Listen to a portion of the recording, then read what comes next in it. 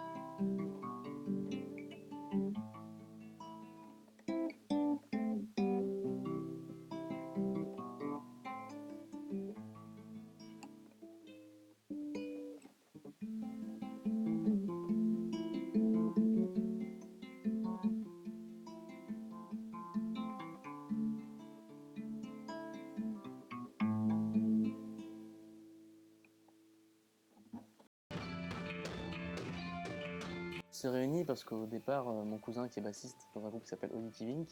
fêtait leurs 5 ans.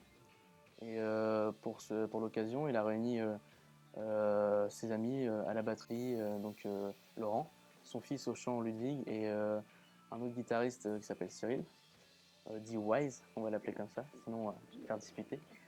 Et on a commencé à jouer donc, du coup dans un groupe qui s'appelle E.T., donc on faisait des reprises de Blur, Green Day, mais aussi on reprenait le bal masqué de la compagnie créole, donc c'était un peu farfelu comme groupe. Et du coup, avec mon cousin et l'autre guitariste Wise, on voulait faire quelque chose de plus sérieux, plus métal, plus brut, quoi. Et on est venu à créer Uday. Donc, on cherchait un batteur. On a d'abord eu une batteuse qui a quitté le groupe pour des raisons d'acouphènes. Et du coup, mon cousin a redemandé à son batteur Dottie Vink de rejoindre le groupe. Et du coup, bah, on est aujourd'hui quatre. Donc moi, mon cousin, Wise à la guitare et Cyril à la batterie. Plus tard, bah, j'aimerais bien vivre de la musique, donc soit organisateur de concerts, donc faire une licence de chef de projet événementiel et puis ensuite, ensuite déboucher là-dessus, ou alors carrément faire du mixage ou des choses comme ça.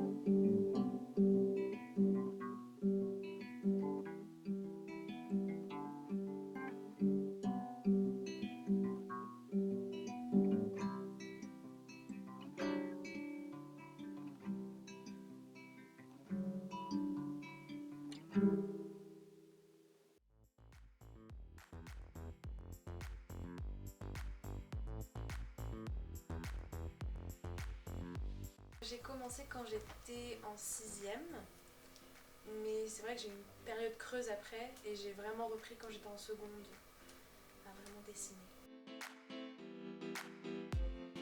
Déjà, il y a mon grand-père qui peignait, il faisait beaucoup de peintures, des reproductions de Van Gogh.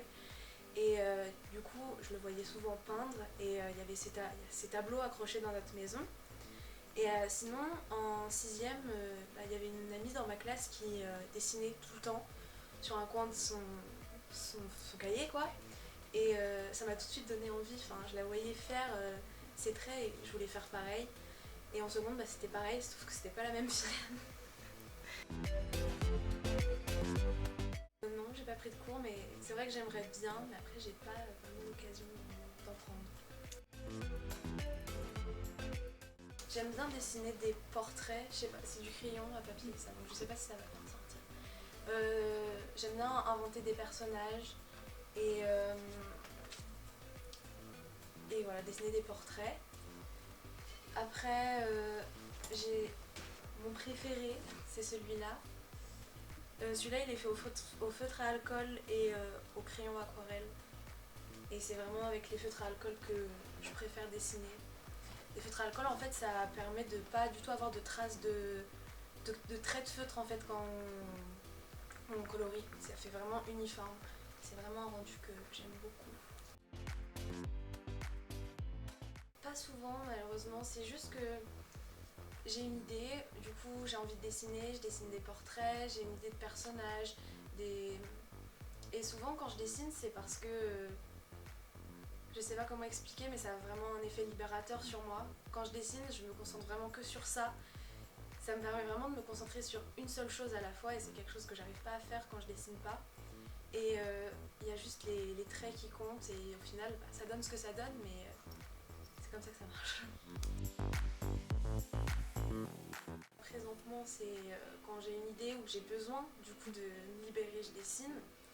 Ou dans le futur, après, c'est pas concret, mais c'est vrai que si j'arrive à écrire une BD par exemple, c'est vraiment quelque chose que j'aimerais faire, je serais très contente parce que c'est un petit projet, bon, c'est totalement irréalisable pour le moment, mais si jamais.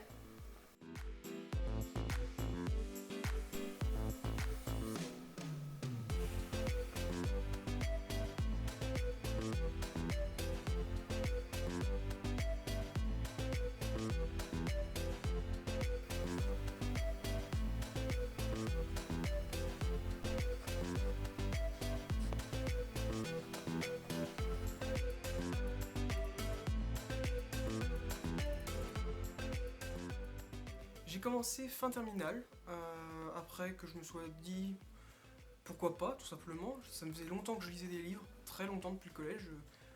Et puis je me suis dit, j'avais envie d'écrire, j'avais des histoires dans la tête, puis je me suis dit, pourquoi pas essayer. J'en ai parlé avec une professeure qui m'a dit que ce serait une super idée. Je me suis lancé et au bout de plusieurs semaines d'écrit, je lui ai donné un premier rendu. Elle m'a dit, et ce qui était super avec cette prof, c'est qu'elle ne corrigeait rien, mais elle me disait tout ce qu'elle n'allait pas. Donc comme ça, j'avais toutes les idées, qu'est-ce que je pouvais améliorer, et c'est surtout comme ça que je me suis lancé sur l'écriture. Alors j'écris de la fantasy, tout simplement parce que c'est le genre qui m'intéresse le plus. Pour l'instant j'en ai écrit un, je suis en train d'écrire un autre, et j'ai d'autres idées à côté que j'ai commencé, que j'ai arrêté, que je reprends quand j'ai envie ou pas. Mais tout tourne autour de la fantasy, c'est le genre que je mets en avant. Ce que j'ai en tête, j'ai pas encore le titre définitif de toute la série, mais ça tourne autour d'un personnage qui s'appelle Anne Locke, et j'ai choisi de partir sur un point de vue un peu orthodoxe, tout simplement parce qu'on suit le méchant. C'est une trilogie et on suit le méchant, alors bien entendu les héros à côté en même temps, mais je me suis dit que je voulais voir qu'est-ce que ça donnait si c'est le méchant qui gagnait à la fin. Comment ce serait? Si c'est l'apocalypse totale, si c'est pas si grave. Et c'est ça que je me suis lancé comme petit défi, d'écrire un roman, et là du coup une trilogie, sur un personnage qui est fondamentalement mauvais. Dans ma vie actuelle, j'ai pas vraiment beaucoup de temps d'écrire avec toute l'université, tout ce qu'il y a à faire, mais j'y accorde quand même beaucoup d'importance. Dès que j'ai du temps, j'y passe facilement 3-4 heures à la suite pour écrire au final pas grand chose, quelques pages, parce que j'écris, je reviens, je réécris, c'est tout le temps comme ça. Dans ma vie future, j'aimerais être auteur. C'est ce qui me motive. Je voudrais vraiment pouvoir en vivre. C'est très très dur, je sais que c'est très dur, mais j'aimerais pouvoir vivre de cette passion. En attendant, je me focus plutôt sur des métiers de bibliothécaire pour avoir un métier à côté déjà, comme le font déjà des milliers d'auteurs. Un métier à côté, puis l'écriture en même temps. Mais si je peux vraiment vivre de l'écriture, ça serait super. Ce serait mon rêve. Donc je vais lire un petit morceau du préface. Donc, c'est aléatoirement, ça va manquer un petit peu, mais... Encore enivré par ses récents combats, il se jeta sur eux et ne leur laissa pas la moindre chance. Fort de sa victoire, il se mit à massacrer quiconque se trouvait sur son chemin, c'est gay, usant de ses griffes et de ses crocs, pour finalement se diriger vers les temples pour ses rivaux. Pour la première fois depuis 1000 ans, Anne Locke venait de commettre une erreur si grande qu'elle changerait le futur d'un monde tout entier. Il ne se passa qu'un petit quart d'heure pour que l'univers ne change, âge tout jamais. Alors c'était en 6ème, on devait fabriquer une guirlande de grues et on nous avait donné une feuille pour le faire mais je savais pas du tout, je ne comprenais pas. En rentrant chez moi j'ai regardé une vidéo et j'ai beaucoup mieux compris et j'ai commencé à en faire et du coup j'ai continué. Ça demande du temps, de la concentration, après il faut aimer toucher le papier, il faut aimer le plier, il faut aimer s'appliquer aussi. C'est très important pour réussir. Ça m'apporte certaines qualités comme par exemple d'être un peu plus soigneuse, d'être un peu plus soigneuse en général. Un peu de patience aussi puisque pour le plus dur de mes origamis j'ai quand même pris 1 heure à le faire. Un peu de qualité relative à ça. Il y a plein de choses à faire en origami donc je pourrais tellement en faire, il y a une richesse et puis il y en a qui sont inventés tous les jours donc c'est vraiment une source inépuisable.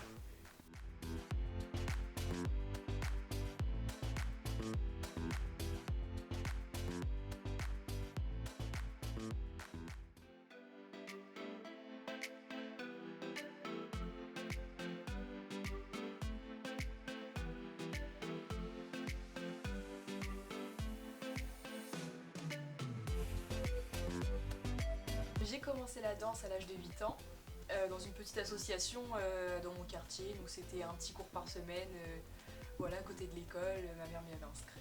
Donc c'était juste ça. Cette passion m'est venue, je pense que c'est à partir du moment où j'ai dansé au LHC. J'ai commencé à danser au LHC. Le LHC, c'est le Havre chorégraphique. Donc c'est une école de danse au Havre. Et je pense que c'est la plus grosse école de la région. Donc j'y danse depuis que j'ai 13 ans. Au début ça partait d'un petit cours par semaine en cours ado, voilà. Et au fur et à mesure c'est devenu 1, 2, 3, 4 cours par semaine et maintenant c'est presque tous les soirs. Oui, je donne des cours depuis l'année dernière. Donc c'est un cours le lundi de 19h à 20h, donc c'est un cours ouvert à tous, de tout niveau, donc je peux avoir des adultes, des ados, j'ai une dizaine d'élèves, donc c'est un bon petit groupe. Dans ma vie, déjà ça m'a beaucoup apporté personnellement, je pense que ça m'en apporte encore, d'être prof, voilà, ça me permet de pouvoir partager ce que j'aime, d'être responsable aussi. Je voyage beaucoup grâce à ça, donc ça m'apporte beaucoup. Et sinon pour l'avenir, je pense, j'aimerais continuer encore longtemps. Et par contre, professionnellement parlant, je pense que ça restera toujours quelque chose à côté et pas que avoir que ça, parce que c'est super difficile de réussir dans la vie.